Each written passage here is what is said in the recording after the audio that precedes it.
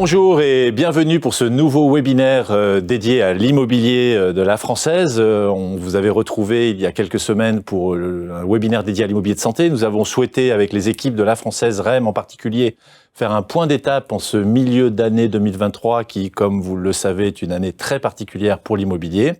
Nous allons effleurer tous ces sujets ensemble, le comportement des marchés, l'impact de la hausse des taux sur le comportement de cette classe d'actifs, ou je dirais plutôt de ces classes d'actifs, puisque comme vous le savez, l'immobilier n'est pas un tout homogène, loin s'en faut, on y reviendra. Et puis on rentrera dans le détail de nos gestions, ainsi que de nos allocations pour cette année 2023. Mais sans plus tarder, je vous présente mes invités aujourd'hui. J'ai la chance et l'honneur de recevoir Virginie Valu, qui est directrice de la recherche et de l'ISR au sein du groupe La Française. Bienvenue Virginie. Bonjour Christophe.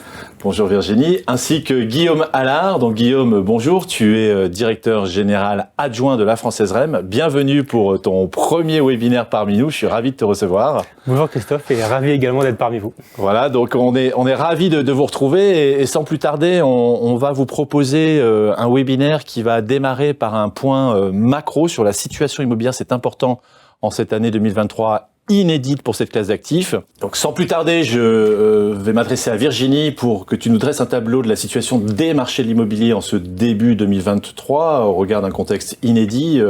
Que se passe-t-il sur ces marchés de l'immobilier, Virginie, en 2023 ? Merci Christophe pour ta question. Je vais revenir rapidement sur des éléments que vous connaissez tous. Le conflit ukrainien a accentué les tensions inflationnistes qui étaient déjà à l'œuvre et a poussé les banques centrales en réponse à augmenter leurs taux. Cette hausse a été brutale et a stressé les marchés financiers. Par ricochet, les taux de rendement des actifs immobiliers sont également partis à la hausse. Cette hausse est généralisée et donc la hausse des taux des marchés financiers a eu un impact immédiat sur les taux de rendement immobilier qui se sont matérialisés sur les valorisations de certaines classes d'actifs immobiliers. Pour autant, ce phénomène n'est pas fini et donc on se trouve actuellement dans une période d'ajustement qui va pousser certains vendeurs et certains acquéreurs à de l'attentisme dans un environnement extrêmement mouvant. À partir de là, je pense qu'il faut s'extraire de ce moment de marché pour essayer d'avoir une vision long terme qui correspond à l'horizon d'investissement des actifs immobiliers, se projeter dans le futur pour savoir de quoi va être fait demain.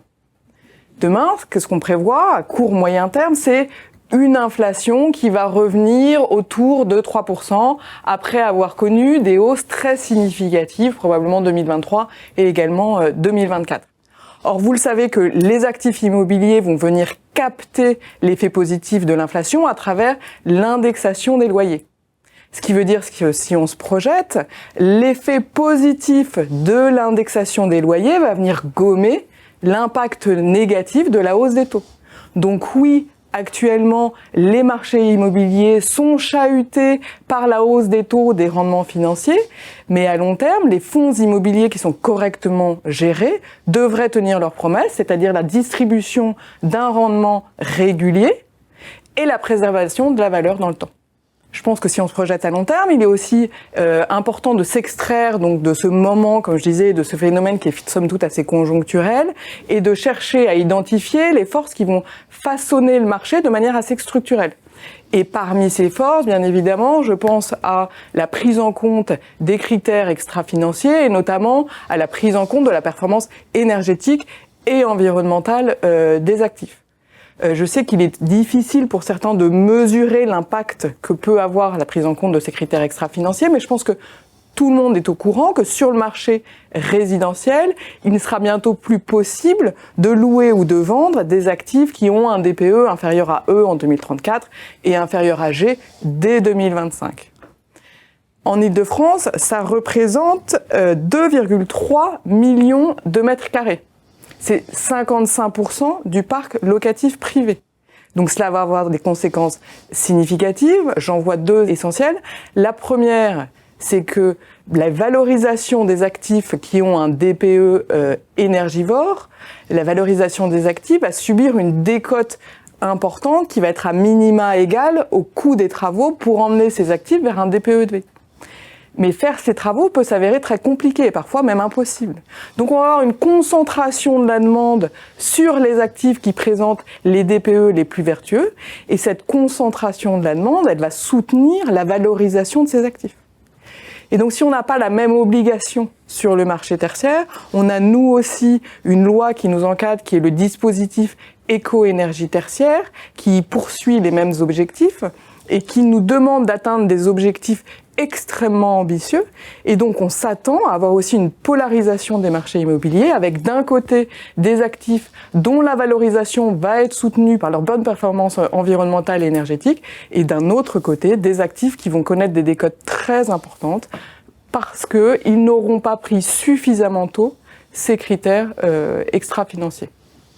Merci Virginie. Effectivement, un point très complet et très instructif pour le coup, parce qu'on entend beaucoup de choses sur le marché de l'immobilier, l'impact de l'inflation et de la hausse des taux. Donc c'est important de remettre les choses à leur place, et on voit bien que tout n'est pas aussi simple que cela en a l'air, mais on a assisté à un point de bascule, on peut considérer cela comme un point de bascule, et on va voir les impacts sans plus tarder d'ailleurs sur nos gestions, parce que ce qui est intéressant, Guillaume, je me tourne vers toi, c'est ce contexte macroéconomique décrit à l'instant par Virginie a donc un impact probablement sur nos gestions. On est à la française perçu à juste titre comme un acteur, alors certes historique, mais plutôt avec un ADN que je qualifierais de prudent. Donc on a bon espoir en quelque sorte que dans ce contexte un petit peu inédit, cette résilience, cet ADN prudent puisse trouver à s'exprimer dans nos gestions. Est-ce que tu peux nous décrire comment le contexte macro décrit par Virginie impacte nos gestions, l'impacte-t-il d'ailleurs, et comment cela impacte-t-il le comportement des investisseurs, voire des locataires, et les conséquences que cela peut avoir au quotidien dans tes gestions? Alors effectivement, Virginie l'a rappelé, on a vécu depuis 2022 un mouvement sans précédent sur les marchés financiers, sans précédent par son ampleur, mais aussi par la rapidité de son exécution. Et donc finalement, on parle aujourd'hui communément de la période que l'on vit depuis l'été 2022 comme le nouveau monde. Moi, à titre personnel, je pense que voilà, on sort plutôt d'une singularité économique qui a été la période de taux négatifs entre 2015 et 2022, et qu'on retrouve plus un environnement normalisé, c'est-à-dire un environnement où il y a effectivement de l'inflation, mais aussi des taux positifs. Et donc en fait, quand on prend un peu de recul finalement sur ces dernières années en termes de performance, le moteur naturel, c'était le moteur de la valorisation des actifs qui était piloté donc par une compression annuelle des taux au détriment de l'aspect revenu qui était issu donc des loyers que l'on percevait sur les immeubles. Alors nous, en tant qu'acteurs historiques, tu le rappelais Christophe, ce que l'on a tiré comme enseignement des dernières crises, c'est la nécessité de rester agile et surtout de rester au plus près de nos locataires. C'est ce que l'on s'est efforcé de faire, notamment depuis le Covid, avec la mise en place donc de notre bail agile, et c'est ce que l'on continue de faire encore aujourd'hui avec le déploiement de notre offre servicielle. Donc ce sont deux spécificités la française qui nous permettent de rester au plus près de nos locataires et donc de défendre les taux d'occupation qui sont le meilleur moyen d'aller capter l'indexation dont parlait Virginie, donc ce qui est un moteur très défensif sur l'immobilier en cas de hausse des taux. Côté investissement, finalement, aujourd'hui, encore une fois, ça a été évoqué, la prise en compte des critères extra-financiers et notamment environnemental est incontournable. Ce dispositif, qui soit côté investisseur, mais également côté locataire, parce que entre la nécessité d'attirer les talents, mais surtout de maîtriser sa consommation d'énergie dans un environnement de hausse de l'électricité et du gaz, ce sont des éléments qui sont vraiment concrets et une nécessité pour les entreprises de les maîtriser. Et donc, notre positionnement est en fait à la française n'est pas nouveau sur cette typologie-là et cette prise en compte de ces caractères extra-financiers, puisque pour rappel, notre premier fonds ISR date de 2009 et ça fait donc plus de 15 ans que nous prenons en compte tant à l'acquisition de nos immeubles que dans leur gestion ces paramètres donc d'impact environnementaux, de mesures de consommation et d'impact carbone. Et donc finalement, cela nous a permis de pouvoir anticiper donc tous ces mouvements et de l'intégrer, que ce soit à l'acquisition, donc avec des politiques d'investissement qui sont centrées sur des actifs neufs ou restructurés, ou alors des plans de travaux qui permettent de repositionner les actifs dès leur acquisition et au meilleur standard en l'incluant dans le prix, que ce soit en termes de gestion avec des plans réguliers donc pour mettre nos actifs work in progress au meilleur standard du marché, ou alors dans nos politiques d'arbitrage pour justement céder les actifs dans lesquels nous ne souhaitons pas réinvestir des plans de travaux significatifs. Et on le sait tous, les marchés financiers, c'est un monde de l'instantané. Le marché immobilier, c'est un temps long et on ne peut pas repositionner structurellement des portefeuilles dans leur profondeur de manière instantanée en réalisant des travaux sur l'ensemble des actifs ou cédant l'ensemble des portefeuilles. Toutes ces actions nous ont permis d'anticiper, donc de ne pas avoir de mur de travaux devant nous, et notamment liés au décret tertiaire qu'évoquait Virginie, et donc ce qui nous permet aujourd'hui de ne pas avoir d'impact finalement dans les résultats de nos SCPI pour repositionner nos actifs d'un point de vue réglementaire. Et donc tous ces éléments confortent notre position de core et très patrimoniale qui est aujourd'hui plus que jamais au centre de notre gestion. Merci Guillaume. C'est très important hein, ce que tu viens de souligner, c'est qu'on a depuis une quinzaine d'années, pour les plus anciens d'entre nous, évoqué ce positionnement de la Française qui a été volontairement très prudent. Alors certains disaient défensif, nous on pense que associer l'immobilier à des SCPI c'est du temps très très long, donc mieux vaut être prudent pour délivrer dans la durée les performances, et c'est ce que vous venez de dire l'un et l'autre.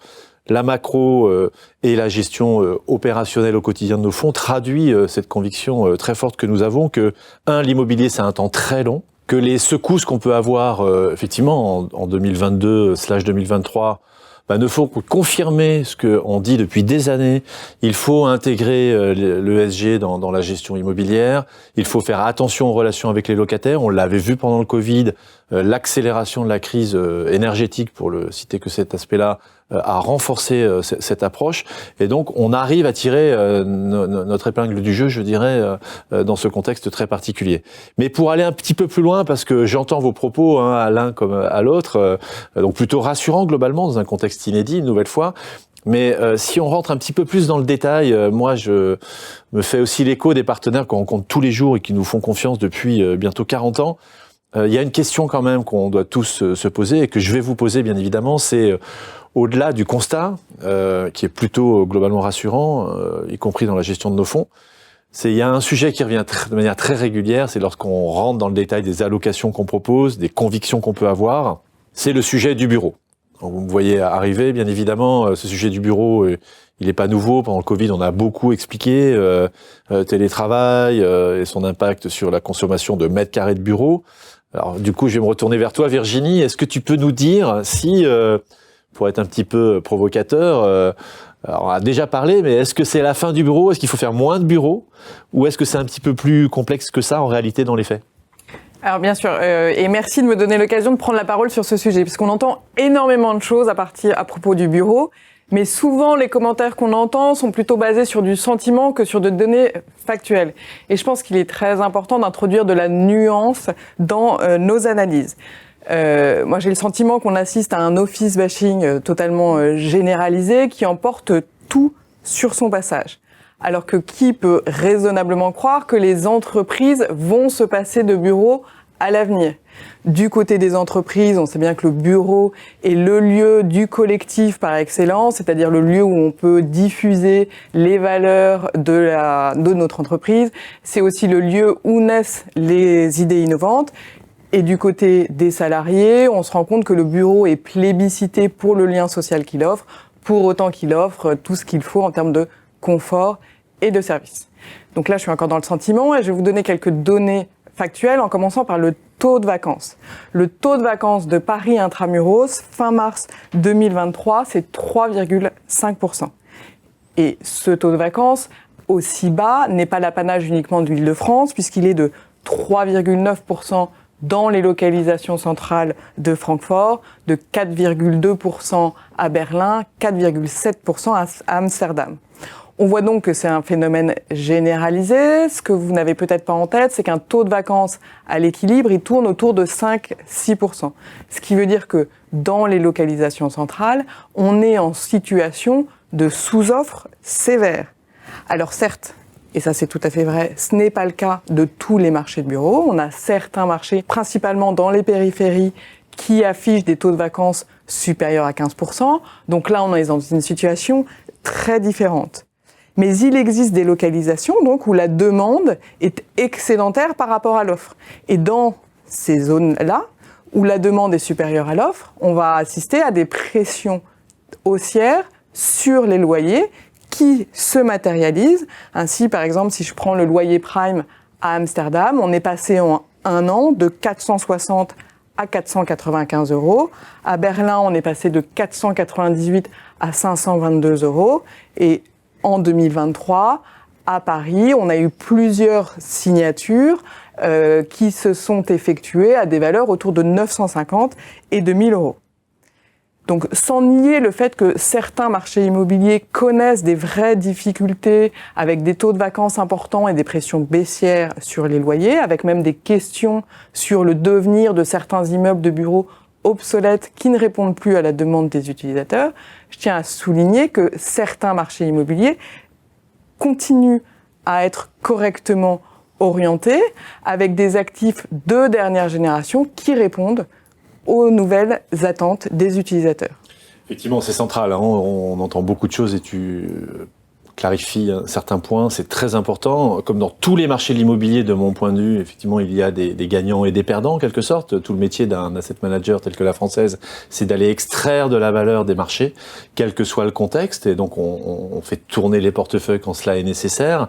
Donc, ce qui est intéressant, c'est de voir comment on traduit ce que tu viens de décrire dans la gestion des fonds. Est-ce que dans les fonds qui détiennent du bureau, et nous en avons, et nous continuerons à en avoir, parce que ça nous semble incontournable, comment opères-tu la traduction opérationnelle, ce que vient de dire Virginie, dans la gestion des fonds, Guillaume?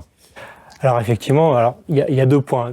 Tu l'as rappelé, on a une approche qui se veut très corps et patrimoniale, et donc depuis de nombreuses années, et finalement depuis que les taux ont commencé de se compresser, on a acté cette compression en se maintenant la qualité de nos investissements et en restant centré sur les actifs les plus corps, les plus centraux, les mieux desservis. Je le rappelle encore une fois, notre politique d'investissement, elle est clairement centrée sur les actifs qui sont neufs, restructurés, et avec des plans de travaux qui permettent d'avoir une très bonne visibilité sur leur capacité à être au plus haut des standards sur le marché locatif à long terme. Et donc, tous ces éléments-là, aujourd'hui, nous permettent d'avoir des taux d'occupation qui sont qui se maintiennent au plus haut.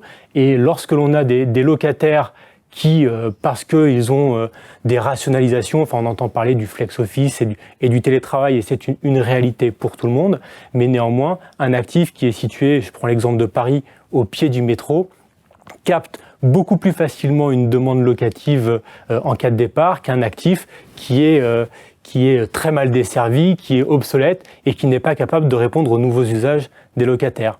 Et tant soit peu qu'il soit non efficace d'un point de vue énergétique, avec des niveaux de charge qui sont complètement en marché, voilà, ces actifs-là aujourd'hui ont vraiment des niveaux de repricing qui peuvent être significatifs. A contrario, les actifs qui restent donc très centraux et qui répondent à la demande tant des investisseurs que des locataires, aujourd'hui résistent mieux. Alors, le bureau, on en parle beaucoup et comme tu le disais, Virginie, on assiste à un office bashing un peu généralisé, mais c'est pas la première crise du bureau que l'on connaît et que l'on a vécue. Il y a eu, la dernière, c'était celle du Covid. Les bureaux aujourd'hui qui résisteront le mieux, ce sont les bureaux qui sont capables, encore une fois, de se réinventer. On parle de flex office, on parle de télétravail, mais il y a aussi tous les services qui sont mis à disposition des locataires dans les bureaux, et c'est toute cette gamme-là qu'il est essentiel d'offrir dans nos patrimoines pour pouvoir défendre la valeur. Et historiquement, la Française a pris le biais d'acter dans sa politique de gestion ce positionnement sur ses patrimoines les plus corps. Quand les taux étaient à la compression, nous avons acté ces taux, ce qui a pu impacter nos distributions et nous l'assumons clairement. Aujourd'hui, nous pensons que ce patrimoine-là, qui se veut le plus qualitatif, est le mieux armé et le mieux résilient pour affronter les mois d'incertitude qui sont devant nous. Merci Guillaume. Le mot que je retiens, c'est quand même le mot de qualité, qualité des patrimoines, qualité des locataires, c'est central, hein, l'un comme l'autre. Et puis une dimension extra-financière que tu as décrite Virginie sur ces enjeux climatiques, la décarbonation du patrimoine immobilier qui est très engagé depuis longtemps à la française. Donc de ce point de vue-là, il n'y a pas de capex à venir insurmontable, loin s'en faut, de ce que je comprends de vos propos qui sont effectivement très clairs. Alors, merci pour ce point sur le bureau. C'est important de clarifier la situation sur notre analyse du comportement de ce marché des bureaux sur lequel beaucoup de nos partenaires et leurs clients sont exposés. Donc je pense que ça lève quelques interrogations qu'on pouvait avoir. Pour autant, au-delà du bureau, parce que la Française est un acteur qui se veut au plus près des attentes des investisseurs et de traduire ses convictions dans des gestions de solutions immobilières qu'on propose aux partenaires, quels qu'ils soient. À côté du bureau, d'ailleurs en France comme à l'international, nous avons identifié d'autres segments. Virginie, est-ce que tu pourrais nous parler notamment de segments qui nous tiennent à cœur à la Française depuis très nombreuses années? Alors je vais les citer, comme ça permettra de rentrer dans le sujet plus rapidement. Je parle bien sûr de la santé d'un côté et de la logistique au sens large de l'autre. Est-ce que tu peux nous en dire un petit mot pour qu'on puisse bien comprendre les enjeux de ces sous-segments de la classe d'actifs immobiliers à côté des bureaux qu'on travaille par ailleurs? Oui, bien sûr. Je vais commencer par la logistique. Donc, ce que je vous ai expliqué, c'est que sur les bureaux, on va aller viser les localisations où il y a une vacance extrêmement faible. Il faut être donc très sélectif. En matière de logistique, la tâche est un peu plus aisée puisque le taux moyen de vacances des actifs logistiques en France est de 3,2%. Donc, on a clairement une offre qui ne permet pas de répondre à la demande.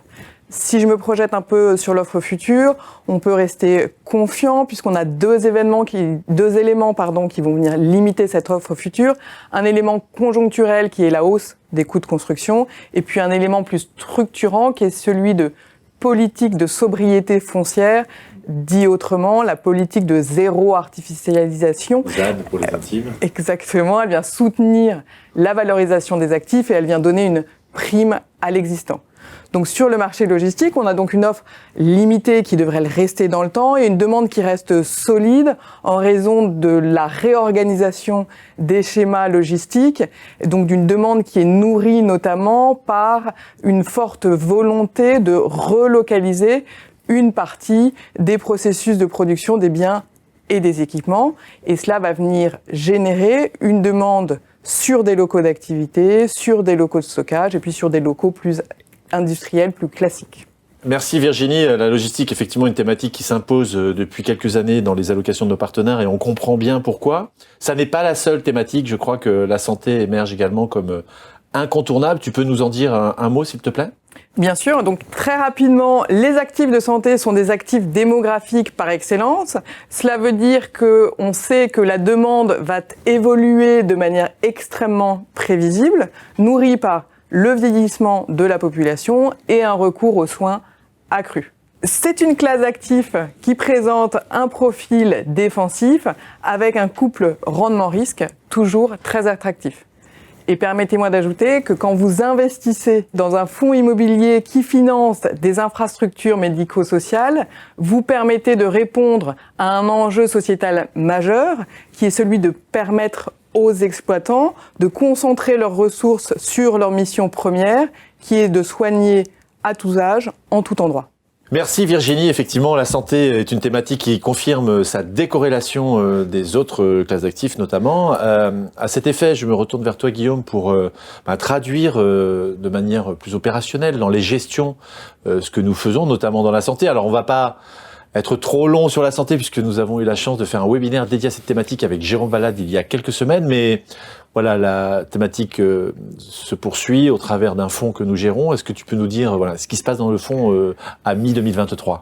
Alors oui, effectivement, je ne vais pas reprendre tout ce que Jérôme et toi aviez développé lors du dernier webinaire, juste peut-être rappeler le positionnement et la stratégie centrale de cette classe d'actifs à la française. Donc nous, ce que l'on vise, c'est la santé qui est au cœur des villes, la santé de proximité et éventuellement la clinique de très court séjour. Et voilà, je voulais juste profiter de cette opportunité donc pour vous présenter la dernière acquisition que nous venons tout juste de faire il y a quelques jours. Donc c'est un portefeuille de 5 cliniques qui développe 30 000 m². Donc il s'agit de cliniques qui a été restructurées sur les 10 dernières années, avec un exploitant de premier ordre, puisque pour ne pas le citer, il s'agit d'un des 3 majeurs exploitants français. Et en termes d'enveloppe, donc ce portefeuille a été acquis pour 120 millions d'euros et permettra de placer une grande partie de la collecte de notre véhicule santé du premier semestre. Merci, effectivement, Guillaume. C'est une thématique qu'on accompagne depuis plus de 10 ans, une nouvelle fois, à la française. Mais ça n'est pas la seule. Ça me permet de faire la transition sur l'autre thématique qu'a abordée Virginie à l'instant, qui est la logistique. Alors, je me permets de rappeler à tous nos partenaires qui nous écoutent que c'est une thématique que nous avons adressée il y a déjà 10 ans, comme je viens de le préciser. Alors, c'est pas toujours connu de la part de nos partenaires, puisque nous avons été l'un des premiers acteurs à proposer un fonds dédié à cette thématique. Est-ce que tu peux nous faire un update de ce qui se passe sur ce fonds dédié à la logistique en particulier ? Alors effectivement, ça fait depuis 2012 que nous avons cette thématique dans notre gamme et au-delà du véhicule dédié, c'est quelque chose que nous adressons à l'ensemble de nos véhicules parce que nous avons des vraies convictions sur cette thématique-là, avec un positionnement qui est quand même singulier parce que nous ne visons pas les plateformes que l'on croise tous sur le bord d'autoroute, les grands ensembles, mais plutôt les actifs de logistique du dernier kilomètre, donc qui s'inscrivent au cœur des tissus urbains. Donc finalement, cette rareté du foncier fait il y a une rareté des produits et donc même dans l'environnement actuel, un aspect très résilient. La singularité du positionnement à la française et l'ADN Core se retrouve également dans cette typologie d'actifs puisque nous avons constitué l'ensemble de notre portefeuille donc de logistique du dernier kilomètre et d'activités sur la base d'ensembles acquis en VFA, donc d'ensembles neufs. Et donc ce patrimoine qui a été livré au fur et à mesure des 10 dernières années et qui a trouvé preneur puisque à l'échelle de ce que l'on voit d'un point de vue français, on a moins de 3% de vacances sur ces actifs-là dans le portefeuille La Française. Donc l'ensemble de ces actifs a bénéficié de la très bonne tenue du marché sur les 10 dernières années de la compression des taux. Et par ailleurs, le point que je voulais souligner, c'est l'ouverture que l'on a effectuée ces derniers mois sur cette thématique à l'international, à l'Allemagne, mais tout récemment à l'Espagne, avec l'acquisition donc d'une plateforme de messagerie. Donc c'est la plateforme qui adresse finalement les derniers kilomètres en termes de livraison et de transport aux consommateurs et donc qui répond parfaitement aux nouveaux besoins de consommation que l'on connaît tous avec l'essor du e-commerce, notamment depuis le Covid. Donc là, cette plateforme se situe donc à La Corogne, à la croisée des mondes portuaires et routiers.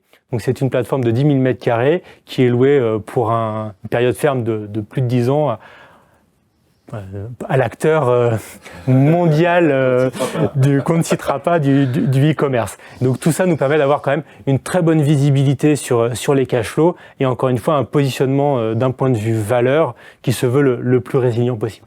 Merci effectivement de terminer sur ce point qui est très important que je vais me permettre de rappeler parce qu'on a eu beaucoup de questions sur le sujet depuis le début 2023 en termes notamment de valorisation. On a toujours été à la française attaché à une certaine prudence dans les valorisations, y compris quand le cycle était extrêmement porteur que vous avez rappelé l'un comme l'autre. Donc on a des marges, pour le dire un petit peu différemment, en termes de valorisation et des amortisseurs, pour aller un petit peu plus dans le détail. Et puis un autre élément que je me permets de souligner en complément de ce que tu as dit, Guillaume, si tu m'y autorises, c'est que nous avons toujours une politique de constitution de réserve que nous assumons, revendiquons, je dirais presque, parce qu'on a la conviction très forte, ça a été dit en introduction par Virginie, que l'immobilier c'est un temps très long et que quand les marchés sont extrêmement porteurs, c'est dans ces moments-là qu'il faut prévoir la suite pour pouvoir affronter peut-être un contexte un petit peu différent. Donc voilà, entre valorisation prudente et réserve, on est plutôt serein au sein du groupe sur le comportement de nos fonds. Alors, vous l'avez compris, on a abordé le bureau, la santé, la logistique. Tout ça se décline bien évidemment dans des allocations, des solutions d'investissement. Alors, l'idée, c'était pas, bien évidemment, de vous partager un catalogue de solutions, mais quand même pour vous rappeler quelques flagships du groupe, pour ceux qui souhaitent exposer leurs clients sur la thématique des bureaux qui a été largement abordée lors de ce webinaire. Bien évidemment, vous avez nos 3 solutions que sont l'épargne foncière, Grand Paris Patrimoine et Europe Immo.